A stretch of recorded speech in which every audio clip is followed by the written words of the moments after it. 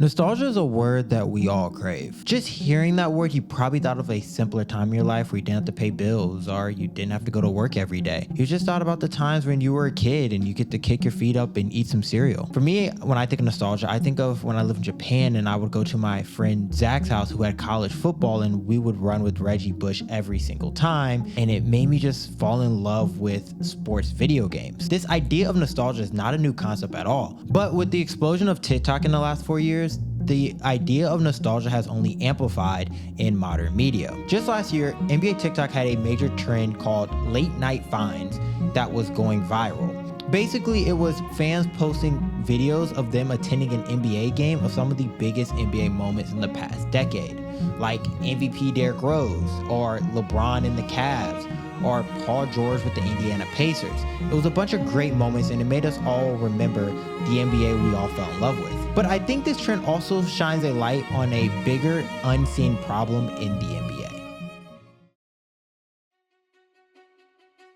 The NBA has a nostalgia problem. Like it or not, it's true. This past season, their main marketing stunt is based on nostalgia. They're marketing Kevin Durant, LeBron James, and Steph Curry as the big OGs of the NBA. And they're just running off this idea of, remember when these three used to compete in the finals? They're not even talking about the newer players. They have gone as far as making this the main thing they talked about during the Olympics. They also have a 21-minute video literally called the OGs of these three talking about the good old times.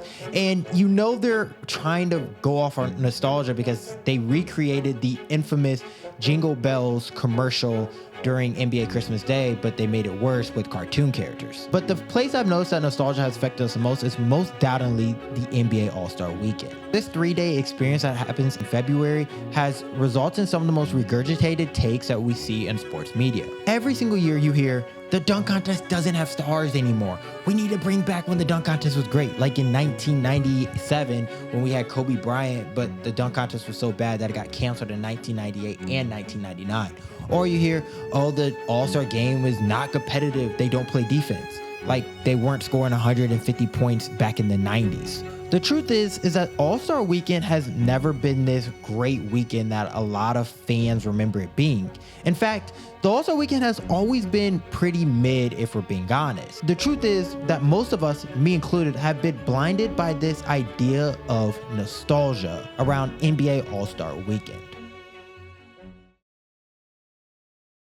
Now, making a bold claim that the All-Star Weekend has never been good and that we're basically just old and you love your childhood more, and it's a pretty hard take to make unless I really dive into the history of the All-Star Weekend, what the purpose is, and then we can kind of figure out why I personally think it's just nostalgia. To understand All-Star Weekend, I think we have to understand what the All-Star Game is and what's the purpose behind having it.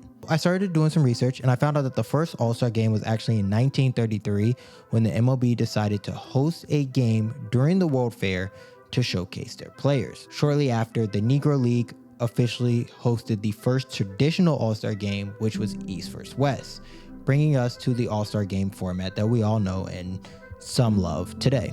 However, the NBA didn't do their first All-Star Game until 1951, and at this time, they kind of needed the game. See, the basketball world was shook during this time where college basketball had their famous point shaving era, and a lot of people were looking at the game of basketball as a whole as really not a good product, and there was a lot of cheating. Honestly, no one wanted to say they watched or cared about basketball at the time, so they needed something to get back in public favor with just the sports world in general. So they created their first All-Star Game in hopes to get public interest back. Now, the game was a huge spectacle for the fans and a big celebration for some of the biggest names in the basketball world and their brightest stars, of course. And obviously it was a success because we still have that tradition today. But I think to further understand why the game feels irrelevant now, you have to look at the context of why the game was created. The game's whole purpose was to capture the attention of the casual fan. I'm going to say that one more time. The game's whole purpose was to capture the attention of the casual fan. It was to show that fan that might have watched 1, 2, 3, maybe at most NBA games that year, and They needed to get the attention of those people that weren't really watching basketball like that. As time has went on, obviously the game has got bigger and you can watch it on TV more often. I'm talking about the 70s, 80s, and 90s. But still, the concept of an all-star game was needed because there were stars that people just didn't know. Unless you watched the all-star game, you would never know that this guy was tough because he played on a team that got 5 nationally televised games all year. But as time has progressed, this idea of a casual fan not being able to see their favorite stars on the day in and day out basis has kind of eliminated. So it gets you to the point where what happens to an all-star weekend when the casual fan no longer relies on it to figure out who is a good player in the NBA or not? Well, in essence, the event becomes irrelevant. And that's where we are in 2025. I think the best example of this is Sabonis, who plays for the Kings. Now, if you guys don't know who Sabonis is, he has been a guy who's basically a borderline all-star every year. He should be a all-star every single year, but for reasons I'm going to explain, he's not. Sabonis has played on the Indiana Pacers and the Sacramento Kings, 2 teams that are usually middle of the pack most of the season. They usually make the playoffs. They probably get 1 or 2 rounds in, and then they're done. They'll probably get 3 to 4 nationally televised games, if that, a year. No one really talks about them. You'll never see Stephen A. Smith come on to First Take and talk about the Sacramento Kings or Indiana Pacers. It rarely ever happens, unless they're in the in-season tournament, of course. That's a whole different story. But those are 2 teams he's played for. To add on to that, his game is kind of boring. I mean, he rebounds, he shoots, and he gets good assists. He's not dunking on anybody. He's not shooting crazy threes. He doesn't even really get crazy blocks. He's not really the greatest defender, but still, he just has a really boring game. But it's very efficient, and honestly, he's a guy that everyone loves, and he's an all-star, 100%. He gets triple doubles like they're nothing. So the game was created for a guy like that. And back in, I would say, when was his first all-star game? Hold on. Doing this, I just found out Sabonis made his first all-star game in 2020. That's absolutely criminal. But my point is, if you look at 2020, Sabonis, he's really not on social media much at all. His press conferences really aren't that entertaining. Honestly, there's no way of keeping up with who Sabonis is online unless you really watch one of those teams. So idea of an all-star game is perfect for a player like Sabonis, who, like I said, is boring and plays on a small market team. But the thing is, even a guy like Sabonis now is becoming a mainstream name. He is one of the 5 headliners on Netflix's Starting 5, which is an all-access 24/7 look at a NBA player's life. Why watch an all-star game when I can just go on Netflix, TikTok, Instagram, anywhere, and see 24/7 coverage of any player in the NBA? So why in the world does the NBA continue to put together this highly produced weekend every single year in February? Well, because it happens the week after the Super Bowl, and this is the NBA's Super Bowl.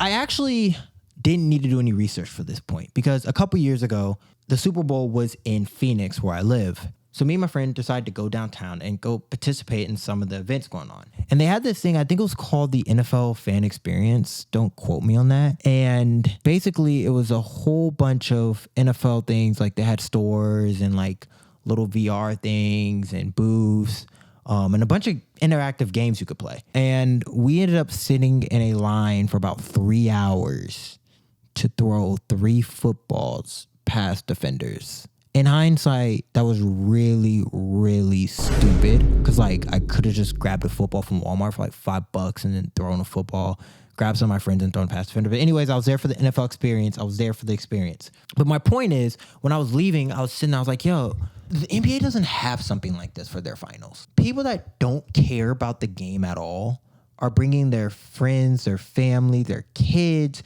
to this event. And then you have fun activities and you're introducing a whole new generation, a whole new group of people to the NFL every single year, regardless of people who cared about the game or not. The NBA cannot do that with their NBA finals because the finals is 7 games and you have no clue what city it's going to be in before. Like there's no preparation. Like before the Super Bowl came here, there was weeks and weeks and weeks of preparation in Phoenix. The only time the NBA can do that is All-Star Weekend, where they can put on their Super Bowl-esque experience for an entire weekend and get casual fans and people who don't care about basketball to learn about the NBA. So essentially, the NBA can't get rid of this. I think the biggest victim of the nostalgia problem around All-Star Weekend is the dunk contest. We all remember Vince Carter's performance, our 2016, but we fail to realize that many of those other years were very lackluster and honestly hard to watch. At its peak, the dunk contest was the event at All-Star Weekend. It was the one everyone talked about, and it was the event that you had to be in. At least that's what we were told, but in reality, I don't think that's really true. It's also used as a way to weaponize younger stars for not doing it, especially LeBron, because Kobe did it in 97 and Jordan did it in the 80s. But if you look at that 1997 dunk contest, it was really, really bad. And Kobe's dunks were pretty bad as well. He did end up winning, but we know the dunk contest was bad, not only just from watching it, but the fact that it was canceled from 1998 to 1999. So this dunk contest that a lot of people talk about, which is, oh, Kobe won one. Yeah, he won one that was so bad that it had to be canceled for the next 2 years. And then Vince Carter had to come in and literally save the contest. And then after Vince Carter does this magical contest that they will run 100% during February, 30,000 times, talk about how great the dunk contest used to be. Why can't it be like this? They fail to talk about the year after when Desmond Mason won in 2001, which half of you guys watching probably have no clue who that is. I mean, even when I was making this video, I found this chart on Twitter which had every single all-star who's ever participated in the dunk contest. Now you might be like, well, I don't see Kobe Bryant on this list. Well, yes, Kobe, when he did the dunk contest, he was a rookie, so technically he wasn't an all-star that year. But here you go, every single all-star that's done it, and you notice there is an inconsistency. After 1990, every year is pretty inconsistent on if an all-star wants to be in it or not. I mean, right after 1990, you have 3 years when there's not a single all-star until 1994. I mean, this happened again, 1995, you don't have a single all-star until 2000. Like, it's repetitive. You see a lot of times. 2019, 2003, you didn't have a single all-star do the contest. This idea that the modern all-stars and stars don't want to do the contest is actually false. Stars past the 1990s have not wanted to do the contest as well. There's been many great dunkers, like the Penny Hardaways, have never graced the dunk contest floor. A popular fix for the dunk contest, since none of the stars want to do it, is just allow non-NBA players into the contest and let them put on a performance. And this sounds great in theory, but the problem is we are basically already at that point. Last year featured 2 G League players and no one wanted to see them. In fact, Matt McClung was absolutely amazing last year, actually, if you watch his dunk contest. But yet again, no one wanted to see or cared about his performance because he was in the G League. People don't just want to see good dunkers, they want to see NBA dunkers. This idea was also tested by TNT back in the day. In 2016, TNT launched a show called The Dunk King. On their official website, it states that The Dunk King was 24 dunkers from around the globe compete for the chance to make the leap from obscurity to celebrity and win $100,000. The competition is hosted by Terrence J. and Kenny Smith, Charles Barkley, Shaquille O'Neal, Brent Brown, Julius Irving, Dr. J, and Nate Robinson serve as judges. In theory, it was a great concept. We're going to bring in a bunch of the greatest dunkers. They're all going to go dunk, and we'll have celebrity judges. Basically what the NBA is doing, but without NBA players. What you guys want in the dunk contest. Well, the show failed to exist after 2 seasons because, shocker, no one wanted to watch it. Overall, the dunk contest is what it is. It's a mediocre show of guys dunking, a bunch of names you probably haven't heard of, and every once in a while you get a star, or every once in a while you get a 2016 Zach LaVine versus Aaron Gordon. And add on to that, the dunk contest has a voting system problem. Like, how can you have a contest that is already not that great and make it worse by the voting? It seems like every year they bring in these judges and they're either biased, they're people that no one knows why in the world they're judging, like they're some type of artist or something, or they just don't care. Like, they just don't even want to be there. It's like the NBA just paid them to be there. The worst of this is obviously back in 2020 when Aaron Gordon got robbed of a 50 because Dwayne Wade wanted Derrick Jones Jr., a fellow Heat player, to win the contest. And obviously I know that some other guys also didn't give him a 50, but it was pretty clear that Dwayne Wade had an agenda going into that contest. And it's the sad reality. Now we have a guy like Aaron Gordon who's probably, if not the greatest, the second greatest dunker of my generation in the dunk contest, coming out and saying, I will never do the dunk contest again because of the judges. And he got robbed of the one dunk contest he should have won. A wrap, bro. It's a wrap. I feel like I should have 2 trophies. If the NBA truly wants to revive a contest that was never really great, they have to not only fix the dunking and the players in it, but they need to at least figure out the voting. I feel like that's the most tangible thing that you can actually change. You can't really force stars in it, and you can't force the dunks to be good. But the fact that the voting is bad, that just shows a lack of care and consistency within the NBA All-Star Weekend. Until then, this contest will just kind of remain what it is, and fans will complain about it every year, and players will continue not to do it. So now to the big game, the NBA All-Star Game, Sunday night. 24 of the greatest stars the NBA has to offer, going at it 5v5, 48 minutes of pure great basketball, the best basketball you can think of. Yeah, no, I'm lying. The NBA All-Star Game is honestly just a glorified pickup game. It always has been. It's just a bunch of dunks and a bunch of chucking up threes and a bunch of layup lines. Mike Malone even called last year's All-Star Game the worst basketball game he's ever been a part of. You know, it's an honor to be here. It's an honor to be a part of a great weekend, great players, but that is the worst basketball game ever played. I mean, he's not really wrong. Last year, the NBA went back to the East versus West format, and the Eastern Conference set a record for points, which we should congratulate. They scored 211 points. 200 points in an NBA game. 200. You know, I'm happy that's was videotaped because unlike Wilt's 100 points, we know it actually happened. Okay, never mind. Let me continue. It was honestly a joke of a game, if we can really even call it that. It was just a bunch of basketball players running up and down. I mean, Jaylen Brown had something to say about this. He said, that wasn't basketball. That was just highlights, layups, and jump shots. Yep, that's really what it was, Jaylen, and you contributed to it. So in a desperate attempt to try to revive this game, the NBA is once again changing the format.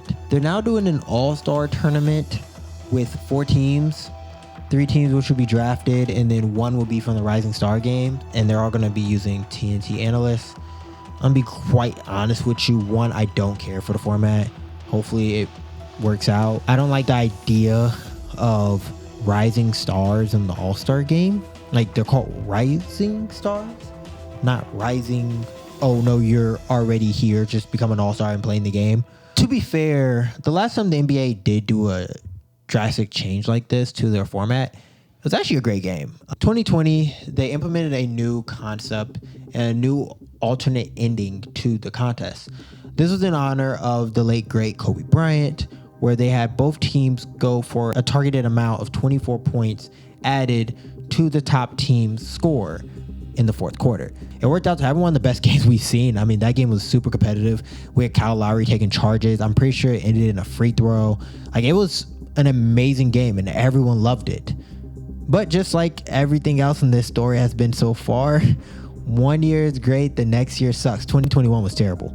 I believe this inconsistency that we see in the All-Star game boils down to the concept of the game itself. Now, we talked a little bit earlier about what the game is for, but we didn't talk about just the concept of an actual All-Star game. To have a good basketball game, you need a couple things. Great defense, players playing hard, some great offense. You can't have that in a All-Star game because I'm not going to play hard if I have a chance to get hurt right before the playoffs. Now, this isn't an NBA specific problem, however. It's a overall problem with just All-Star games in general. The NFL has a joke of an All-Star game that they call the Pro Bowl, which they basically turned into the Pro Bowl games, and I think they even did flag football a year or 2 ago. The NHL actually has a similar format to the NBA, where it's a tournament, and it hasn't really been that good. And then you have the MLB, which probably is the best All-Star game right now because their game actually means something. The winner, their league actually gets home court in the world, home field, home turf, home diamond, my fault, MLB. You can tell how much I watch MLB during the World Series. But it's still kind of like trivial because you get a different pitcher every inning. So that's still kind of subpar. So yeah, the concept of an All-Star game really just doesn't work. And I don't think the reason for an All-Star game is to have a good game of basketball or a good game of football or a good game of baseball or hockey. I don't think it ever was meant for that. It was literally meant just to market the players. But like we stated earlier, and I'm not going to repeat myself too many times, there's no need for it anymore. So now we're looking to the game for being entertaining and a good game to watch, no matter the sport. And honestly, the game just was never built for that. Now, some of you guys are probably screaming right now and going in the comments, okay, but if the players just played harder, it'd be a good contest. Well, yes, Obviously, if the players played harder, it'd be a good contest. Let's just look at the NBA since we are talking about the NBA. If we put it into perspective, we have the NBA. We have this All-Star game, which is like, I think the second or third week in February, which is a little bit over half of the NBA season that I have to go fly to while the rest of my teammates are on vacation. This is my break. The rest of my teammates are on vacation. I gotta go fly to this game to go make a little bit of money and hope that I don't get injured because my team is trying to make a playoff push right after this All-Star game is over. And you expect me to go out there and go 110%. I think Anthony Edwards had a great quote for this. For me, it's an All-Star game, so I don't think I will ever look at it as super competitive. It's always fun. I don't know what they can do to make it more competitive. It's always fun, but I don't know what they can do to make it more competitive. It's a break. I don't think nobody wants to come here and compete.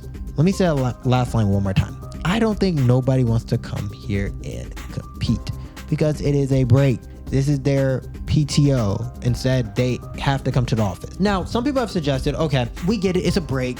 The players don't want to play hard. What if we just gave them more money? Because more money is always the answer.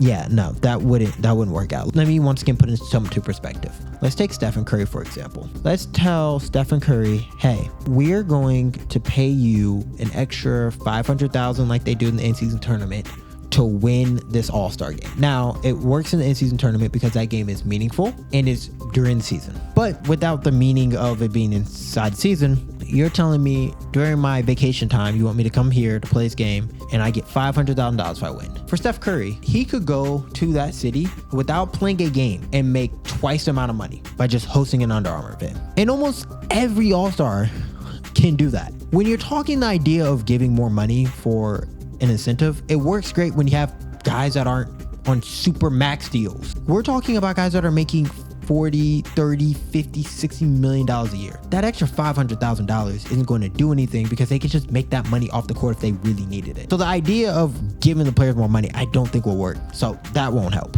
I believe as NBA fans, we need to just throw away this idea that an All-Star game is going to be competitive. Every once in a while, we might get one like 2020. We might get one. But this idea that every year these guys are going to come here and play their absolute hardest, I just don't think it's feasible. I think the reason the All-Star game is here and why some people might call it successful is because it's not for people like me. It's for that little kid in his living room watching the game and inspiring him to become the next Anthony Edwards. I personally remember when I was a kid, I loved All-Star Weekend, especially the dunk contest.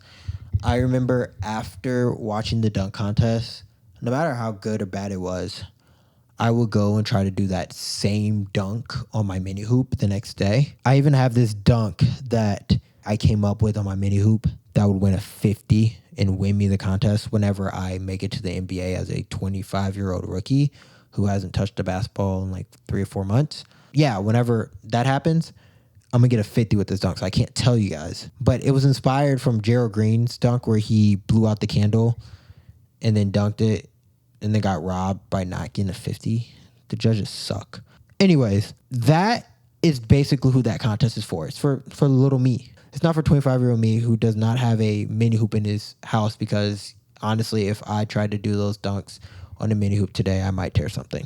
I'm not that old, but I am that old. And I think that's realization that I've had to come with making this video is that this isn't for me. The All-Star Weekend is not for me. The dunk contest, not for me. Friday night's not for me. And that All-Star game is definitely not for me. It's not for the diehard fans, man. It's for the kids. It's all for the kids. Do it for the kids. And I think the sooner you realize that, the sooner you'll just appreciate the weekend for what it is. It's just a cool event to see all the stars on the same court laughing and joking. That's really all I look at it. I still watch it. I enjoy it, but I don't go into it expecting to see high quality basketball. My only hope is after watching this video is that you realize not only have you been living in nostalgia about the entire NBA, you have this fake perception of what the All-Star Weekend was. It never was really that great. Enjoy it if you want to enjoy it. If not, just carry on with your weekend in February and don't go run to the internet talking about how it's not what it used to be, because it's exactly what it's always been. Mid. So what is the future of NBA All-Star Weekend? Well, we know that's not going anywhere because it's the only branding and marketing opportunity that the NBA has. So what can we do to make it better? First off, let's start with Friday night. Friday night, I think, is the only night that I actually would not touch.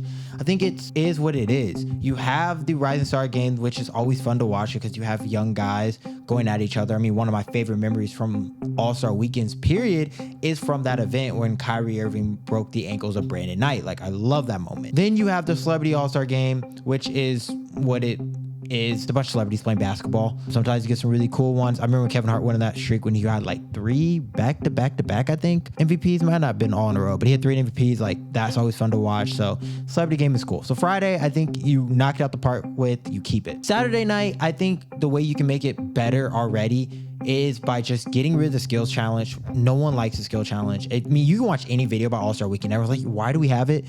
I don't know if anyone's ever liked it. I don't know if it's ever been really a good challenge, but just get rid of it. Give us a 1v1. I think 1v1 King of the Hill 3 dribbles. Everyone loves that. Everyone's been asking for it. I think it's the perfect time to put it in. Also, you can have the big 3 have a game there. I was researching. The NBA actually used to do a Legends game during All-Star Weekend where like they'd have a bunch of old NBA legends, Hall of Famers play against each other.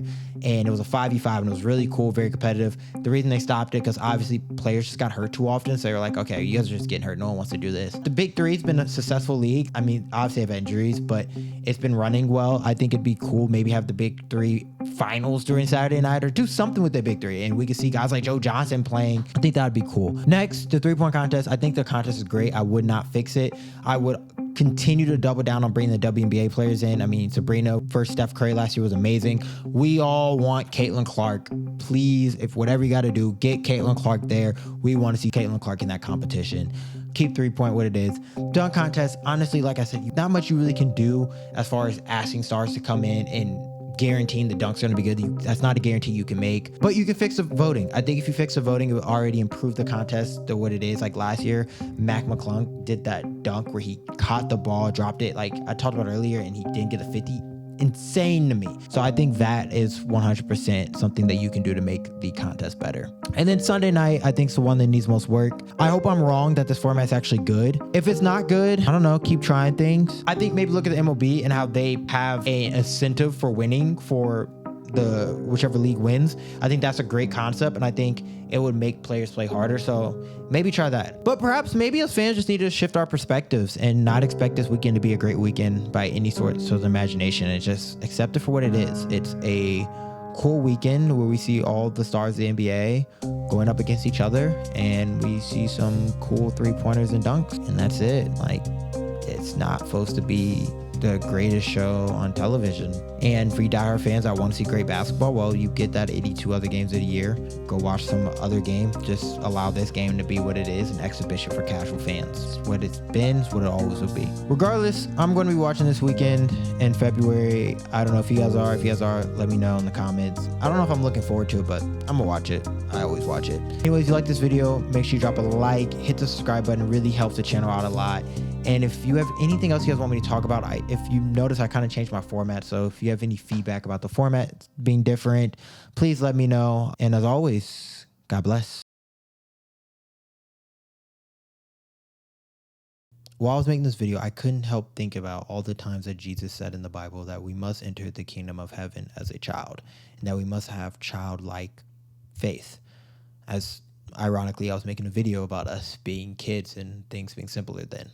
So if you would allow me, I would like to read a verse from Matthew chapter 18, verse 3. If not, I hope you have a great day. But if you would give me a minute or two of your time, I'd love to read it for you. And he said, "Truly I tell you, unless you change and become like little children, you will never enter the kingdom of heaven." When I would read something like this, I would always struggle with Jesus telling us to be a child. Like, what do you mean be a child? And you can take this a lot of different ways, but one of the most practical ways I look at it is when you're a child, you trust that your parents are going to put you in the right direction, and you have faith in them no matter what. And as you grow older, you get a little more stubborn, and you learn about life, and you don't listen to them, don't have as much faith and trust in them. We need to be like children with God and follow what he has for our lives and have faith in him. But at the same time, it doesn't mean that we shouldn't be wise and we shouldn't challenge him on things that we don't understand about. He also tells us to have wisdom and to have knowledge.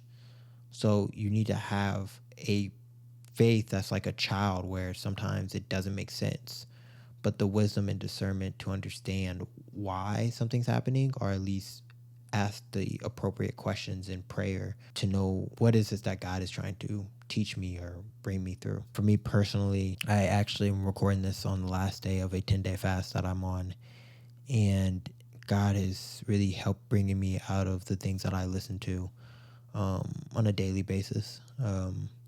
The YouTube videos I watch, the music I listen to, the podcast I listen to, everything, and just filling myself up with more worship, more godly talks, more Bible talk, more sermons.